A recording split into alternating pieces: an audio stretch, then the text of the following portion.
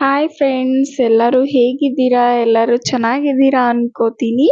ಇದು ನಮ್ಮ ಮನೆ ಹತ್ರ 2 ಪಕ್ಷಿ ಒಂದು 2-3 ದಿನದಿಂದ ಕುತ್ಕೊಂತಾ ಇತ್ತು. ನಂಗಂತೂ ತುಂಬಾನೇ ಇಷ್ಟ ಆಯಿತು. ಅದಕ್ಕೆ ವಿಡಿಯೋ ಮಾಡ್ಕೊಳ್ಳೋಣ ಅಂತ ಹೇಳಿ ವಿಡಿಯೋ ಮಾಡ್ಕೊತಿದ್ದೀನಿ. ಇದೇನು ಪಕ್ಷಿ ಅಂತ ಗೊತ್ತಿಲ್ಲ, ಇಟ್ಕೊಂಬಂದ್ಬಿಡೋಣ ಅನ್ಕೊಂಡಿದ್ದೆ, ಬಟ್ ಬೇಡ ಅನ್ಕೊಂಡು ಜಸ್ಟ್ ವಿಡಿಯೋ ಮಾಡ್ಕೊಂಡೆ.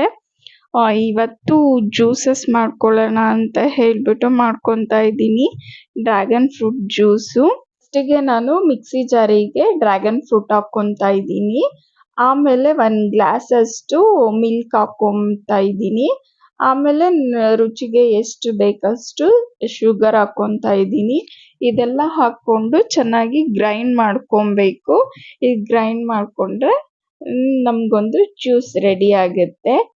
ನೋಡಿ ಎಷ್ಟು ಚೆನ್ನಾಗಿ ಬಂದಿದೆ. ನೆಕ್ಸ್ಟ್ ನಾನು ಡ್ರ್ಯಾಗನ್ ಫ್ರೂಟ್ ಮಸಾಲಾ ಜ್ಯೂಸ್ ಮಾಡ್ಕೊತಾ ಇದ್ದೀನಿ. ಇದಕ್ಕೆ ಒಂದು ಹಾಫ್ ಡ್ರ್ಯಾಗನ್ ಫ್ರೂಟ್ ತಗೊಂಡಿದ್ದೀನಿ, ಸ್ವಲ್ಪ ಡ್ರೈ ಶುಂಠಿ ಪೌಡರ್ ತಗೊಂಡಿದ್ದೀನಿ, ಒಂದು ಸ್ವಲ್ಪ ಮೆಣಸು, ಒಂದು ಸ್ವಲ್ಪ ಜೀರಿಗೆ, ಸ್ವಲ್ಪ ಪುದೀನ, ಟೇಸ್ಟಿಗೆ ಸ್ವಲ್ಪ ಸಾಲ್ಟ್, ಸ್ವಲ್ಪ ಕೊತ್ತಂಬರಿ ತಗೊಂಡಿದ್ದೀನಿ. ಎಲ್ಲ ನಾವು ಒಂದು ಮಿಕ್ಸಿಗೆ ಹಾಕೊಬೇಕು. ನಮಗೆ ಜ್ಯೂಸಿಗೆ ಎಷ್ಟು ನೀರು ಬೇಕಾಗುತ್ತೋ ಅಷ್ಟು ನೀರು ಹಾಕೊಬೇಕು. ನಾನು ಮೆಣಸಿನ್ಕಾಯಿ ಹಾಕೊಬೇಕಾಗಿತ್ತು, ಅದು ಮರ್ತ್ಕೊಂಡ್ಬಿಟ್ಟಿದ್ದೆ.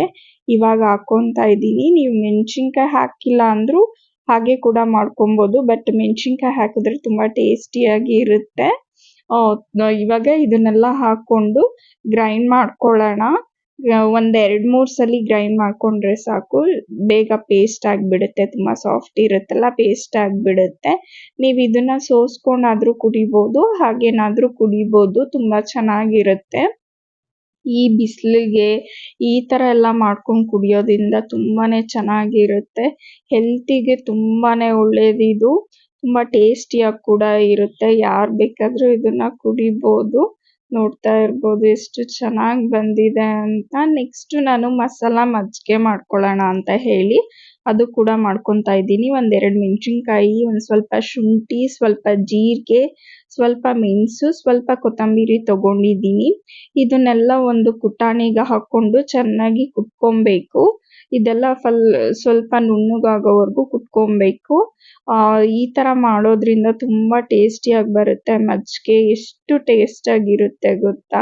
ಇದನ್ನೆಲ್ಲ ಸ್ವಲ್ಪ ನೀರು ಹಾಕಿ, ಆ ಪೇಸ್ಟ್ ಇತ್ತಲ್ವಾ ನಾವು ಕುಟಾಣಿಲ್ಲ ಹಾಕ್ಕೊಂಡಿದ್ದು, ಅದನ್ನು ನೀರಿಗೆ ಹಾಕಿ ಚೆನ್ನಾಗಿ ಮಿಕ್ಸ್ ಮಾಡ್ಕೊಬೇಕು. ಅದಾದಮೇಲೆ ಮೊಸರು ಹಾಕ್ಕೊಂಡು ಅದನ್ನು ಕಡ್ಕೊಬೇಕು.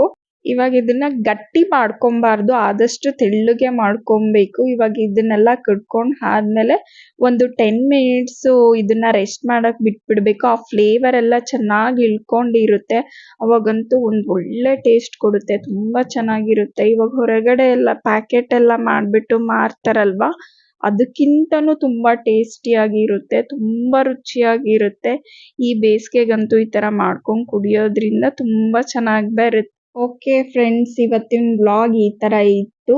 ನಿಮ್ಮೆಲ್ಲರಿಗೂ ಈ ವ್ಲಾಗ್ ಇಷ್ಟ ಆದರೆ ಒಂದು ಲೈಕ್ ಮಾಡಿ, ಸಬ್ಸ್ಕ್ರೈಬ್ ಮಾಡಿ. ಮತ್ತೆ ನೆಕ್ಸ್ಟ್ ವ್ಲಾಗಲ್ಲಿ ಸಿಗೋಣ ಫ್ರೆಂಡ್ಸ್. Thank you.